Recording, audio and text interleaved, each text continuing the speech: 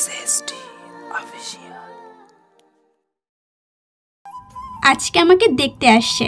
বড় আপু আমাকে পাত্রপক্ষের সামনে নিয়ে যায়। আমি সালাম দিয়ে ওনাদের মুখোমুখি একটা চেয়ারে বসি। কেমন আছিস শ্রাবন্তী? আলহামদুলিল্লাহ ভালো। গরু গম্ভীর কণ্ঠ, তার উপর চেনা।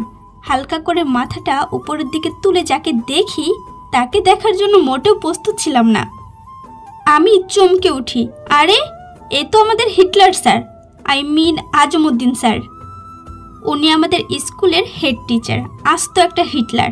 আমরা সবাই ওনার পিছনে ওনাকে হিটলার স্যার বলে ডাকতাম। পড়াশোনা ছাড়া ওনার জীবনে অন্য কিছু ছিলই না। ছাত্রছাত্রীদের যা শাসনে রাখত বলার বাহিরে। কিন্তু কথা হচ্ছে উনি এখানে কি করছেন? আমার জানা মতে ওনার ছেলে বিবাহিত। তাহলে আমাকে দেখতে কাকে নিয়ে আসছে? সাহস করে স্যারের পাশে একটু আর চোখে তাকিয়ে দেখি গম্ভীর মুখ করে একটা সুদর্শন যুবক বসে আছে। বাপরে, এও তো দেখি স্যারের মতো হাসতে মানা। তখনই স্যার বলল, ও আমার ভাইপো সিফাত, আমার ছোট ভাইয়ের বড় ছেলে, ব্যাংকে জব করে। এবার বুঝলাম, কিন্তু এও তো হাসে না। মনে হচ্ছে জোর করে মেয়ে দেখতে নিয়ে আসছে। মুসিবত। বাবা কোন দুঃখে যে এর সাথে আমাকে বিয়ে দিতে রাজি হয়েছে। আমি তো ওখানে গেলে হিটলারদের অত্যাচারে চ্যাপ্টা হয়ে যাব।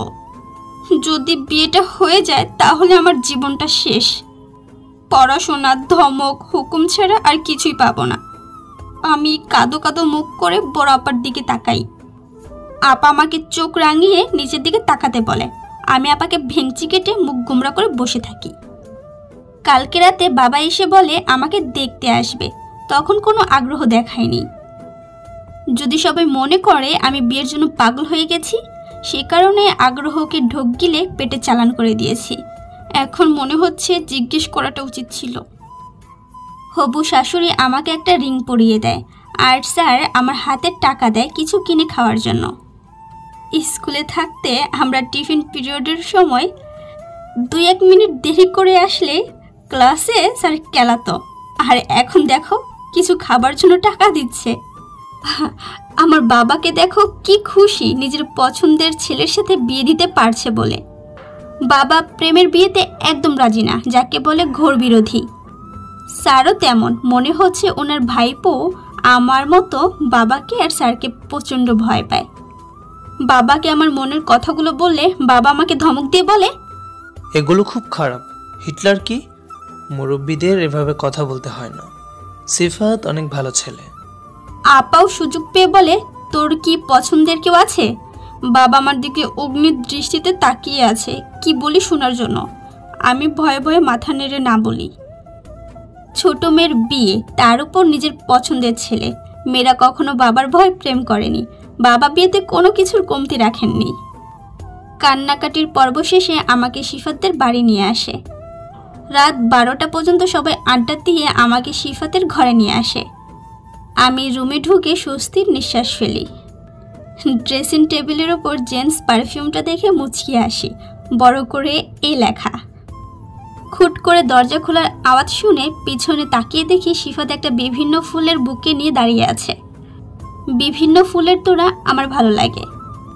সিফাত আমার দিকে গম্ভীর দৃষ্টিতে তাকিয়ে আছে। আমিও কিছুটা সময় তাকিয়ে থাকি। অতঃপর দুজনে ফিক করে হেসে দিই। হাসতে হাসতে সিফাত বলে, কেমন দিলাম বলো? শুধু তুমি একা না, আমার যে কি কষ্ট হয়েছে নিজেকে সামলে রাখতে। প্রতিটা মুহূর্তে মনে হয়েছে সবাই না আবার সবটা জেনে যায়। উফ। সিগনেচার করে কবুল বলার পর স্বস্তি পাইছি। দুই বাবা মনে করছে ওনারা জিতে গেছে নিজেদের পছন্দে বিয়ে দিতে পেরে। আমি আর সিফাত দুজন দুজনাকে অনেক আগে থেকে ভালোবাসি, কিন্তু পরিবারের ভয় কিছু করতে পারছি না। সিফাত ওর বড় ভাই মানে স্যারের ছেলেকে সব খুলে বলে, কারণ একটাই, স্যার ওনার ছেলের প্রেমের বিয়ে মেনে নেননি। ভাইয়া ওনাদের এক আত্মীয়ের মাধ্যমে স্যারের কাছে আমার খোঁজ দেন। স্যারও আমাকে আর আমার বাবাকে ভালো করে চেনেন, তাই আর দেরি করেনি, বিয়ের প্রস্তাব পাঠিয়ে দেন। সিফাতও আমার মতো একটু প্রতিবাদ করছে। স্যার কানেও নেননি। আমরা সেটাই কাজে লাগিয়েছি। আমরা জানতাম আমরা আপত্তি করলে ওনারা আরও তাড়াহুড়া করবেন। হলো তাই, 2 দিনে বিয়ের কাজ শেষ করে ফেললেন। ব্যাপারটা এক ঢিলে 2 পাখি মারার মতো হলো। সিফাতকেও হারাতে হলো না, পরিবারের বিরুদ্ধে গিয়ে বিয়েও করতে হয়নি। আমি সিফাতকে শক্ত করে জড়িয়ে ধরি। এক মুহূর্তে মনে হচ্ছিল ওকে আমি হারিয়ে ফেলবো। অবন্তী, জ্যোৎস্না দেখবে? আমি কিছু বলার আগে সিফাত হেসে আমাকে কোলে তুলে নেয়। আমি পরম আবেশে ওর বুকে মাথা রাখি।